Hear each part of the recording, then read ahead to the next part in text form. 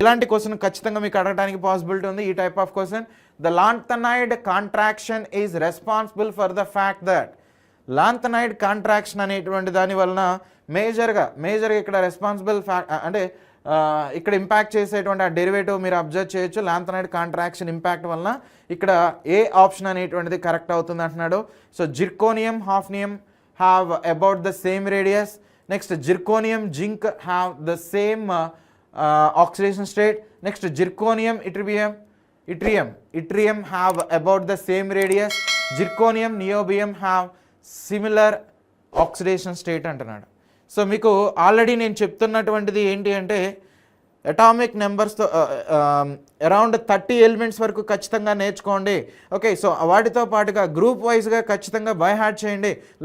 అంటే ఫస్ట్ గ్రూప్లో ఏముంటాయి, సెకండ్ గ్రూప్లో ఏముంటాయి, నెక్స్ట్ డి బ్లాక్లో కూడా సో 2B అని 3B అని ఇలా ఉన్నాయి కదా. సో థర్డ్ గ్రూప్లో, ఫోర్త్ గ్రూప్లో, ఫిఫ్త్ గ్రూప్లో, సిక్స్త్ గ్రూప్స్లో ఏముంటాయి వాటిని అన్నింటినీ కూడా బై హార్ట్ చేయండి.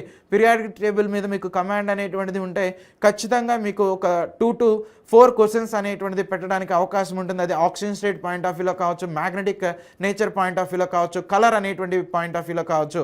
సో ముఖ్యంగా డి బ్లాక్ ఎలిమెంట్స్ మీద, ఎఫ్ బ్లాక్ ఎలిమెంట్స్ మీద, నెక్స్ట్ ఈ ఎస్పి బ్లాక్ ఇలాంటి ఏవైతే ఉన్నాయంటే నేను పీరియాడిక్ టేబుల్ అంతా కూడా చెప్తున్నా. ఈ పాటికే మీకు ఆ పీరియాడిక్ టేబుల్లో గ్రూప్ వైజ్గా అన్నీ కూడా వచ్చి ఉండాలి. ఓకే, సో గ్రూప్ వైజ్గా వీటన్నీ కూడా నేర్చుకుని ఉండాలి. ఖచ్చితంగా వస్తే 30+ అనేది దానిలో ఎటువంటి డౌట్ లేదు. కానీ ఈ ఒక్కరోజే చూసి 30+ అంటే కష్టం. కానీ మీరు ఎప్పటి నుంచో వర్కౌట్ అనేటువంటిది చేస్తూ ప్రీవియస్ ఇయర్స్ క్వశ్చన్స్ అనేటువంటిది ప్రాక్టీస్ చేస్తూ ఈ లైవ్ క్లాసెస్లో మీరు ఎంత పెడుతున్నారో, నెక్స్ట్ ఇంకొకటి మనం ఫ్రీగా మార్క్ టెస్ట్లు పెడుతున్నాం. మా మార్క్ టెస్ట్లో కూడా ఎంత స్కోర్ అనేటువంటిది వస్తుంది ఒకసారి అవన్నీ కూడా మీరు అనలైజ్ చేసుకొని ఖచ్చితంగా మీకు మార్క్స్ అయితే వస్తాయి. ఓకే, సో 30+ అనేటువంటిది వస్తాయి. మీకు ఈ క్లాస్ ఎండింగ్లో ఏ టాపిక్స్ అనేటువంటిది చదవాలి ఇంకొకసారి నేను చెప్తాను. సో దాన్ని బేస్ చేసుకుని మీకు ఈజీగా కాన్సెప్ట్స్ అనేటువంటిది ఒకసారి రివైజ్ చేసుకుని ఎగ్జామ్కి వెళ్ళొచ్చు. సో ఇక్కడ చూడండి, సో వాడు లాంథనైడ్ కాంట్రాక్షన్ అనేటువంటి కాన్సెప్ట్ మీద ఇచ్చాడు. లాంథనైడ్ కాంట్రాక్షన్ అంటే ఏంటి, ఇక్కడ చూడండి లాంథనం తర్వాత, ఓకే, సో లాంథనం అనేటువంటిది ఇక్కడ ఉంటుంది, యాక్టీనియం అనేటువంటిది ఇక్కడ ఉంటుంది. సో దీని తర్వాత ఎలక్ట్రాన్స్ అనేటువంటిది ఎక్కడికి వస్తున్నాయి, 4f అనేటువంటి ఆర్బిటాల్లోకి వస్తాయి, ఇక్కడేమో 5f అనేటువంటి ఆర్బిటాల్లోకి వస్తాయి. సో 4f అనేటువంటి ఆర్బిటాల్లోకి 4f అనేటువంటి ఆర్బిటాల్లో ఎన్ని ఎలక్ట్రాన్స్ అనేటువంటిది పడతాయి నీకు మోస్ట్లీ సో 1 2 3 4 5 6 7 ఓకే, సో ఓవరాల్గా 14 ఎలక్ట్రాన్స్ అనేటువంటిది పడతాయి. అయితే ఎఫ్ ఆర్బిటాల్కి షేప్ అనేటువంటిది ఎలా ఉంటుంది, కాంప్లెక్స్ అనేటువంటిదిగా చెప్తాం. ఓకే, సో డి ఆర్బిటాల్ అనేటువంటిది తీసుకున్నట్లయితే డబుల్ డంబెల్ అనేటువంటిది ఉంటాయి. సో ఎస్ ఆర్బిటాల్ తీసుకుంటే ఇలా స్పెరికల్గా ఉంటుంది. ఇది న్యూక్లియస్ అనుకోండి. ఈ న్యూక్లియస్ నుంచి ఈ పాజిటివ్ ఛార్జ్ అనేటువంటిది ఇలా ఈజీగా డిస్ట్రిబ్యూట్ అనేటువంటిది అవటానికి ట్రై చేస్తూ ఉంటుంది, చుట్టూ అలా వెళ్ళటానికి ట్రై చేస్తూ ఉంటుంది. ఎస్ ఆర్బిటాల్ ఏదైతే ఉంటుందో దాని యొక్క షేప్ వలన ఏంటి అంటే మోస్ట్లీ ఈ అట్రాక్షన్ అనేటువంటిది అంటే ఈ స్క్రీనింగ్ ఎఫెక్ట్ అనేటువంటిది అది ప్రాపర్గా చేయగలుగుతుంది అనమాట. స్క్రీనింగ్ ఎఫెక్ట్ అంటే shielding effect are screening effect అంటే ఏంటి, సో ఇది ఈ ఛార్జ్ అనేటువంటిది ఇలా వస్తున్నప్పుడు దీని యొక్క షేప్, ఆర్బిటాల్ యొక్క షేప్ అనేది ఇలా స్పెరికల్గా ఉండటం వల్ల మోస్ట్లీ ఆ ఛార్జ్ని బయటకి పోనీయకుండా అంటే మోస్ట్లీ ఆ ఆర్బిటాల్ అంతా కూడా కవర్ అనేటువంటిది చేసేస్తుంది అనమాట. మరి ఎఫ్ ఆర్బిటాల్ పరిస్థితి అండి, ఎఫ్ ఆర్బిటాల్ ఇలా ఉండదు కదా. సో నెక్స్ట్ డి ఆర్బిటాల్ కూడా ఇలా ఉండదు కదా. అందుకనే అవి పూర్ షీల్డింగ్ ఎఫెక్ట్ అనేటువంటి దాన్ని మెయింటైన్ చేస్తాయి. అంటే న్యూక్లియస్ నుంచి వచ్చేటువంటి ఆ ఛార్జ్ అనేటువంటిది ఏదైతే ఉంటుందో దాన్ని కంప్లీట్గా షీల్డ్ అనేటువంటిది చేయలేవు. అందువలన నీకు ఇక్కడ ఏమవుతుంది, ఎలక్ట్రాన్స్ అనేటువంటిది okay, so poor shielding effect వలన సో అదే గట్టిగా షీల్డ్ చేసేసింది అనుకోండి, అంటే గట్టిగా ఒక గోడలాగా ఉండిపోయింది అనుకుందాం. ఉండిపోయినప్పుడు ఈ పాజిటివ్ ఛార్జ్ అనేది బయటికి వెళ్ళలేదు. ఓకే, సో అంత ప్రాపర్గా వెళ్ళలేదు. కానీ ఎఫ్ ఆర్బిటాల్ యొక్క షేప్ అనేది అలా లేదు కదా, స్పెరికల్గా లేదు కదా. అందుకనే ఈ పాజిటివ్ ఛార్జ్ అనేది ఎఫ్ ఆర్బిటాల్ కంప్లీట్గా నిరోధించలేదన్నమాట. సో కొంతవరకు మాత్రమే అడ్డుకోగలుగుతుంది. అంటే ఈ న్యూక్లియస్ యొక్క పాజిటివ్ ఛార్జ్ వెళ్ళి ఎఫ్ ఆర్బిటాల్లో ఉన్న ఎలక్ట్రాన్స్ మీద పడతాయి. ఎలక్ట్రాన్స్కి ఏ ఛార్జ్ ఉంటుంది, నెగిటివ్ ఛార్జ్ ఉంటుంది. ఇక్కడేమో నెగిటివ్ ఉంది, ఇక్కడేమో పాజిటివ్ ఉంది. సో ఈ రెండు కూడా మోస్ట్లీ అట్రాక్ట్ అనేటువంటిది అయిపోయి ఫైనల్గా నీకు ఏం చేస్తాయి, సైజ్ అనేటువంటిది తగ్గిపోతాయి. ఓకే, సో సైజ్ అనేది ఇలా ఉండాల్సిన సైజు కొంచెం తగ్గిపోతుంది. ఇంకొక ఎలక్ట్రాన్ వచ్చి యాడ్ అయింది, పూర్ షీల్డింగ్ ఎఫెక్ట్ వలన సైజ్ అనేది ఆల్మోస్ట్ సిమిలర్గానే ఉంటుంది. అలా ఈ ఎలక్ట్రాన్స్ అనేటువంటిది ఒక్కొక్కటి వచ్చి 4fలోనో 5f ఆర్బిటాల్లో ఎంటర్ అయినా నీకు సైజ్ అనేది ఎందుకు పెరగట్లేదంటే పూర్ షీల్డింగ్ ఎఫెక్ట్ వలన. దీన్ని ఏమంటారు, లాంథనైడ్స్లో జరిగితే లాంథనైడ్ కాంట్రాక్షన్ అని, యాక్టినైడ్స్లో జరిగితే యాక్టినైడ్ కాంట్రాక్షన్ అని అంటారో. సో ఇక్కడ మీరు చూడొచ్చు దీనివల్ల జిర్కోనియం, హాఫ్నియం కానీ, నియోబియం, టాంటలం అనేటువంటిది కానీ, మాలిబ్డినం, టంగ్స్టన్ ఇలాంటి ఎలిమెంట్స్ ఏవైతే ఉన్నాయో సో ఈ గ్రూప్లో ఉన్నటువంటిది. ఓకే, సో అంటే ఇక్కడ మనం ఇది 3D సిరీస్ అంటాం, 4D సిరీస్ అంటాం, ఇది వచ్చేసరికి 5D సిరీస్ అనొచ్చు. సో ఈ 5D అండ్ 4D సిరీస్ ఏవైతే ఉన్నాయో సో ఎస్పెషల్లీ ఈ ఎలిమెంట్స్ అనేది ఒకే రేడియస్ అనేటువంటిది కలిగి ఉంటాయి, ఒకే టైప్ ఆఫ్ రేడియస్ అనేటువంటిది కలిగి ఉంటాయి. కాబట్టి ఆన్సర్ అనేటువంటిది ఏం చెప్పొచ్చాయి? Option A is the right answer. ఓకేనా, option A is the right answer అనమాట. నెక్స్ట్ క్వశ్చన్ చూడండి. Which of the following oxygen state is the most common among the lanthanoids అంటున్నాడు. లాంథనాయిడ్స్లో మోస్ట్ కామన్ ఆక్సిజన్ స్టేట్ అనేటువంటిది ఏంటి? ఇది కూడా చాలా చాలా సింపుల్, ఆల్రెడీ చెప్పున్నాం మనం. ఓకే, ఆల్రెడీ చెప్పేస్తున్నాం. ఎలక్ట్రాన్స్ దేనిలో ఎంటర్ అవుతున్నాయి ఏంటి, ఈ కాన్సెప్ట్స్ అనేటువంటిది మీకు తెలిస్తే ఈజీగా మీరు ఇవి చేసేయచ్చు. Yes, so most common oxygen state. Yes guys, option D is the right answer. Okay, so దీన్ని బట్టి మీకు ఏం తెలిసింది? లాంథనైడ్స్, యాక్నైడ్స్ అనేది తీసుకున్నట్లయితే సో వాటిలో ఆర్డర్లో వాటిని బై హార్ట్ చేయండి, ఒకదాని తర్వాత ఒకటి ఎలా వస్తాయి, ఎలక్ట్రాన్ కాన్ఫిగరేషన్ అనేది ఎలా ఉంటుందో వీటిని కూడా మీరు చూసుకోండి. ఓకేనా, సో ఎలక్ట్రాన్ కాన్ఫిగరేషన్ ఎలా ఉంటాయో అక్కడ ఒకసారి మీరు చూసుకోండి. ఓకే, సో ఎలా చదవాలి అంటే వీటిని ఎలా బై హార్ట్ చేయాలంటే చూడండి. So cerium, praseodymium, neodymium, promethium, samarium, europium, gadolinium, terbium, dysprosium, holmium, erbium, thulium, ytterbium, next lutetium అనేటువంటిదిగా. సరే, ఇవన్నీ చదివా నాకు మార్కులు వస్తాయా? రావు. ఇలా చదివితే అంటే ఇవి చదివి వదిలేసినంత మాత్రాన్ని రావు. నువ్వు ఎలా తీసుకోవాలి అంటే ఇక్కడ చూడండి, సీరియం అనేటువంటిది తీసుకున్నట్లయితే దీని మీద +4 అనేటువంటి ఆక్సిజన్ స్టేట్ని ఇది ఎగ్జిబిట్ చేయగలుగుతున్నాయి. అంటే ఈ 4 ఎలక్ట్రాన్స్ అనేటువంటిది లాస్ అయితే +4 ఆక్సిజన్ స్టేట్ని ఎగ్జిబిట్ చేయగలుగుతున్నాయి. నెక్స్ట్ సపోజ్ ఇక్కడ చూడండి, ఈ 3 ఎలక్ట్రాన్స్ని కనుక లాస్ అయింది అనుకోండి, నీకు హాఫ్ ఫీల్డ్ కాన్ఫిగరేషన్ అనేటువంటిది వచ్చింది. ఎవరికి? గడలోనియంకి. అంటే గడలోనియం +3 అనేటువంటిది తీసుకున్నట్లయితే దానికి 4f7 అనేటువంటి కాన్ఫిగరేషన్ ఉంటుందని నీకు ఖచ్చితంగా తెలియాలి. ఓకేనా, రైట్. సో నెక్స్ట్ ఇప్పుడు యూరోపియం అనేటువంటిది తీసుకున్నట్లయితే యూరోపియం +2 అనేటువంటిది తీసుకోండి. యూరోపియం +2. సో +2 తీసుకుంటే నీకు ఎన్ని ఎలక్ట్రాన్స్ వస్తాయి? 4f6 అనేటువంటిది వస్తాయి. ఓకే, సో కాబట్టి ఈ రెండింటికి కూడా స్టెబిలిటీ సేమ్ ఉంటుందా, డిఫరెంట్ ఉంటుందా అంటే డిఫరెంట్ అనేటువంటిది ఉంటుంది. ఇదంతా నువ్వు ఎలా చెప్తున్నావు? సో ఇక్కడ ఉన్నటువంటి వ్యాలెన్సీ షెల్లో ఉన్నటువంటి ఎలక్ట్రాన్స్ని యూరోపియం +2 అనేటువంటిది తీసుకున్నట్లయితే సేమే ఉంటుందండి. ఎందుకనంటే 4f7 6s2 కదా. సో ఇక్కడేమో +2 ఉండాలి యూరోపియంకి, గడలోనియంకి వచ్చేసరికి +3 అనేటువంటిది ఉండాలి.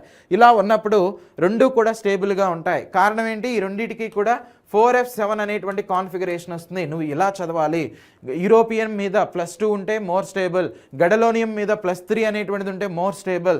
నెక్స్ట్ అలాగే లుటీషియం అనేటువంటిది ఉంది, ఇట్రిబియం అనేటువంటిది ఉంది. సో ఇట్రిబియం మీద +2 అనేటువంటిది ఉంటే అది మోర్ స్టేబుల్, ఎందుకంటే 4f7 అనేటువంటిది వస్తుంది. నెక్స్ట్ లుటీషియం అనేటువంటిది తీసుకున్నట్లయితే +3 అనేటువంటిది ఉంటే అది మోర్ స్టేబుల్, ఎందుకంటే 4f14 అనేటువంటి కాన్ఫిగరేషన్ వస్తుంది. ఓకే, సో ఈ ఓరియంటెడ్లో మనం చేయగలిగినైతే ఖచ్చితంగా నీకు మంచిగా నువ్వు ఆన్సర్ అనేటువంటిది చేయగలుగుతావు. సో ఆప్షన్ డి అనేటువంటిది రైట్ ఆన్సర్ ఈ క్వశ్చన్కి. సో నెక్స్ట్ క్వశ్చన్ చూడండి, which of the following lanthanide ions is diamagnetic అంటున్నాడు. డయామాగ్నెటిక్ అంటున్నాడు. సరే, డయామాగ్నెటిక్ అంటే ఎలా చేయాలి అని నువ్వు మళ్ళీ అడగకూడదు. ఇప్పటికే నీకు ఆ కాన్సెప్ట్ వచ్చేసి ఉండాలి. అన్పెయిడ్ ఎలక్ట్రాన్స్ 0 అయితే అవి డయామాగ్నెటిక్. అన్పెయిడ్ ఎలక్ట్రాన్స్ 1 కానీ 2 కానీ 3 కానీ అంటే ఎంతో కొంత నెంబర్ ఉండాలి. 0 ≠ 0 ఉంటే అవి పారామాగ్నెటిక్ లాగానో ఫెర్రోమాగ్నెటిక్ లాగానో యాక్ట్ చేస్తాయి. నీకు క్వశ్చన్స్ అనేటువంటిది ఎలా ఇస్తాడంటే అది డయానా పారానా అని ఇస్తాడు. రెండింటిని ఎలా డిఫరెన్షియేట్ చేస్తావు? అన్పెయిడ్ ఎలక్ట్రాన్స్ని బేస్ చేసుకుని చేస్తావు. ఓకే, అన్పెయిడ్ ఎలక్ట్రాన్స్ కనుక 0 అయితే అప్పుడు అవి డయా అనమాట. ≠ 0 అనేటువంటిది అయితే అవి పారా అనేటువంటిదిగా చెప్తాం. సార్ ఇదంతా బాగానే ఉంది, ఇంతకీ అన్పెయిడ్ అంటే ఏంటండి అని మీరు అడిగారు అని అనుకోండి. అన్పెయిడ్ అంటే సింగిల్గా ఉండేటువంటి ఎలక్ట్రాన్స్ అనమాట, సింగిల్ ఎలక్ట్రాన్స్. ఓకే, సో ఇది అన్పెయిడ్. ఇలా ఉంటే పెయిడ్ అనేటువంటిదిగా చెప్తాం, ఇలా ఉంటే పెయిడ్ అనమాట. ఓకే, సో పెయిడ్ ఎలక్ట్రాన్స్ అనేటువంటిదిగా తీసుకుంటాడు అది. Yes, so option B is the right answer. ఇక్కడ చూడొచ్చు, ఇట్రిబియం అనేటువంటిది ఇచ్చారు. సో ఇట్రిబియం అనేటువంటిది తీసుకున్నట్లయితే అంటే ఇక్కడ మీరు కాన్ఫిగరేషన్ అనేటువంటిది ఎలా రాసుకోవాలి? సమారియం కానీ, యూరోపియం కానీ, ఇట్రిబియం కానీ, సీరియం కానీ ఇలాంటిది ఇచ్చినప్పుడు నెంబర్ ఆఫ్ అన్పెయిడ్ ఎలక్ట్రాన్స్ అనేటువంటిది ఎన్ని వస్తున్నాయో తీసుకోండి. సో ఇక్కడ మీరు చూడండి, YB+2 అనేటువంటిది ఇచ్చాం. ఓకే, సో ఇట్రిబియం +2 అనేటువంటిది ఇచ్చాం. ఆల్రెడీ దీని గురించి నేను ఇప్పుడే మీకు చెప్పాను. +2 అనేటువంటిది ఉంటే ఓకే ఎన్ని ఎలక్ట్రాన్స్ అనేటువంటిది వస్తున్నాయండి? +2 ఉంటే 4f14, నెక్స్ట్ 6s0 అనేటువంటిది వస్తుంది. అంటే F ఆర్బిటాల్ అనేటువంటిది నీకు కంప్లీట్గా ఫిల్ అనేటువంటిది అయిపోయింది, అవునా? సో 1 2 3 4 5 6 7 8 9 10 11 12 13 14 ఎలక్ట్రాన్స్తో కంప్లీట్గా ఫిల్ అయిపోయింది. కాబట్టి అది దానిలో అన్పెయిడ్ ఎలక్ట్రాన్స్ లేవు కాబట్టి నీకు డయామాగ్నెట్ లాగా యాక్ట్ చేస్తున్నాయి. సో ఇలా నువ్వు అటామిక్ నెంబర్స్తో పాటుగా ఎలక్ట్రాన్ కాన్ఫిగరేషన్ని నేర్చుకో. నువ్వు పీరియాడిక్ టేబుల్ని బై హార్ట్ చేయి. సో గ్రూప్ వైజ్గా నువ్వు చదువు. ఖచ్చితంగా నీకు సో 2 to 4 క్వశ్చన్స్ అనేది మినిమం నువ్వు పెట్టగలుగుతావు అనమాట. 2 to 4 క్వశ్చన్స్ అనేది మినిమం. సో దానికి బెస్ట్ ఎగ్జాంపుల్ ఇదే. ఈరోజు నేను చెప్పేటువంటి కాన్సెప్ట్స్ అన్నీ కూడా మీకు ఎలక్ట్రానిక్ కాన్ఫిగరేషన్స్ ఇలాంటివి తెలిసినప్పుడు మాత్రమే, అవగాహన ఉన్నప్పుడు మాత్రమే ఎక్కువ క్వశ్చన్స్ అనేది పెట్టడానికి అవకాశం అనేటువంటిది ఉంది. ఓకేనా, రైట్. సో నెక్స్ట్ వన్, మిగిలినవి మీరు చూడండి, ఏది కూడా అలా ఎగ్జిబిట్ అనేటువంటిది చేయదు. So which one of the following ion exhibit DD transition and paramagnetic as well అంటున్నాడు. DD ట్రాన్సిషన్ అనేటువంటిది ఎస్. సో ఈ క్వశ్చన్కి ఆన్సర్ ఏమొస్తుంది? DD ట్రాన్సిషన్ అంటున్నాడు అంటే కలర్ అనేటువంటిది ఎగ్జిబిట్ చేయాలంటే దానిలో అన్పెయిడ్ ఎలక్ట్రాన్ ఉండాలి. కలర్ని ఎగ్జిబిట్ చేయాలంటే అన్పెయిడ్ ఎలక్ట్రాన్ ఉండాలి. సో అప్పుడు మోస్ట్లీ ఈ డి ఆర్బిటాల్లో ఈ అన్పెయిడ్ ఎలక్ట్రాన్ వలన DD ట్రాన్సిషన్ అనేది జరిగి కలర్ని ఎగ్జిబిట్ చేస్తుంది. ఇది అన్పెయిడ్ ఎలక్ట్రాన్ ఉందా లేదా అనేటువంటిది నీకు ఎప్పుడు తెలుస్తుంది? ఎస్, అన్పెయిడ్ ఎలక్ట్రాన్ అనేటువంటిది ఉందా లేదా అనేది నీకు ఎప్పుడు తెలుస్తుంది? మోస్ట్లీ ఇక్కడున్న ఎలిమెంట్ మీద ఆక్సిజన్ నెంబర్ అనేది, ఆక్సిజన్ స్టేట్ ఎంత ఉందో తెలిసినప్పుడు మాత్రమే. ఇక్కడ చూడండి క్రోమియం. సో 4 ఆక్సిజన్స్ ఉన్నాయి. 4 అంటే -8. సో అటు పంపిస్తే సో మోస్ట్లీ 6 అనేటువంటిది వస్తుంది. అంటే క్రోమియం మీద +6 అనేది ఉంది. ఇక్కడ చూడండి, సో 14 నెక్స్ట్ ఇది ఒక -2 కదా, అంటే 12 అనేటువంటిది వస్తుంది. సో 12/2 అంటే క్రోమియం మీద ఇక్కడ కూడా నీకు 6 అనేటువంటిది వస్తుంది. సో మాంగనీస్ అంటే ఇక్కడ చూడండి, సో 8 - 1 కాబట్టి ఎంత? 7 అనేటువంటిది చెప్తాం. మాంగనీస్ +7. నెక్స్ట్ ఇక్కడ చూడండి, మాంగనీస్ మీద ఇక్కడ ఎంత ఉంటుంది? సో 8 - 2 అనేటువంటిది ఇచ్చారు. మాంగనీస్ +6 అనేటువంటిదిగా చెప్తాం. +6 మీకు ఆడ్ నెంబర్ కనుక ఉంటే అది ఖచ్చితంగా ఎగ్జిబిట్ చేయడానికి పాసిబిలిటీ ఉంది. అయితే ఎందుకైనా మంచిది మనం అటామిక్ నెంబర్ని బేస్ చేసుకుని చూద్దాం. సో క్రోమియం వ్యాలెన్స్ షెల్ అసలు ఎలా ఉంటుంది? 4s2. Okay, so 4s1 3d5 అనేటువంటిదిగా చెప్తాం. ఎన్ని ఎలక్ట్రాన్స్ ఉన్నాయి? 6 ఎలక్ట్రాన్స్ ఉన్నాయి. ఈ ఎలక్ట్రాన్స్ అన్నీ పోతే నీకు ఏమవుతాయి? నెంబర్ ఆఫ్ ఎలక్ట్రాన్స్ అనేది 0 అయిపోతాయి. Okay, so 0. నెక్స్ట్ ఇక్కడ కూడా అంతే, 0 అనేటువంటిది అవుతుంది. సో మాంగనీస్ అనేటువంటిది తీసుకున్నట్లయితే 4s2 సో 3d5 అనేటువంటిది వస్తుంది. సో ఇక్కడ 7 ఎలక్ట్రాన్స్ లాస్ అవ్వాలంటున్నాడు. ఇక్కడ 2 ఇక్కడ 5 మొత్తం కూడా లాస్ అయిపోతే ఇక్కడ కూడా నీకు 0 వస్తుంది. అంటే మాంగనీస్లో మాంగనీస్ వ్యాలెన్స్ షెల్లో ఎలక్ట్రాన్స్ ఎన్ని ఉన్నాయి? 0 ఉన్నాయి. ఎప్పుడు ఇలా +7 ఉన్నప్పుడు. మరి +6 ఉంటే +6 అనేటువంటిది ఉన్నప్పుడు 4s0 3d1 అనేటువంటిదిగా చెప్తాం. ఓకే, యాక్చువల్ కాన్ఫిగరేషన్ ఇది. సో దానిలో 6 ఎలక్ట్రాన్స్ తీసేస్తే నీకు ఇలా కాన్ఫిగరేషన్ వస్తుంది. అంటే 1 ఎలక్ట్రాన్ అనేటువంటిది ఉంది. సో 1 ఎలక్ట్రాన్ ఉంది కాబట్టి ఇది పారామాగ్నెటిక్ నేచర్ని ఎగ్జిబిట్ చేస్తుంది. Next DD transition. Okay, so d orbital నుంచి డి ఆర్బిటాల్లోకి ఎలక్ట్రాన్స్ అనేటువంటిది ట్రాన్సిషన్ అవటం వలన కలర్ని కూడా ఎగ్జిబిట్ చేస్తాయి. కాబట్టి ఆన్సర్ అనేటువంటిది ఏం తీసుకుంటాం? ఆప్షన్ డి అనేటువంటిది రైట్ ఆన్సర్ అనమాట. Okay, option D is the right answer. Yes, very good guys. Option D is the right answer. Yes, Yogi option D correct one. So ఈ క్వశ్చన్కి ఆన్సర్ ఏమొస్తుంది? చాలా సింపుల్ క్వశ్చన్ ఇది. జస్ట్ 10 సెకండ్స్లో మీరు answer అనేటువంటిది పెట్టచ్చు. Catalytic activity of transition metals and their compounds is ascribed mainly to. So transition elements అనేటువంటివి ఎందుకని కెటాలిటిక్ ప్రాపర్టీని ఎగ్జిబిట్ చేస్తాయని అంటున్నారు. సో ఈ టైప్ ఆఫ్ కాన్సెప్ట్ మీద ఒక ఆప్షన్ అనేటువంటిది కూడా వచ్చింది. అక్కడ మనం మేజర్గా వాటి గురించి పాయింట్అవుట్ కూడా చేసాం. ఎస్, సో ఎందుకని ఇవి ట్రాన్సిషన్ ఎలిమెంట్స్ అనేటువంటివి కెటాలిటిక్ యాక్టివిటీని ఎగ్జిబిట్ చేస్తాయి అంటే అవి వేరియబుల్ ఆక్సిడేషన్ స్టేట్ని కలిగి ఉంటాయి అన్నమాట. ఓకే, సో వేరియబుల్ ఆక్సిజన్ స్టేట్ని ఎగ్జిబిట్ చేయటం వలన అవి కెటాలిటిక్ ప్రాపర్టీని ఎగ్జిబిట్ చేస్తాయి. ఓకే, సో చాలా ఇంపార్టెంట్. కాబట్టి ఆన్సర్ ఏంటది? Option C is the right answer. Okay, option C is the right answer.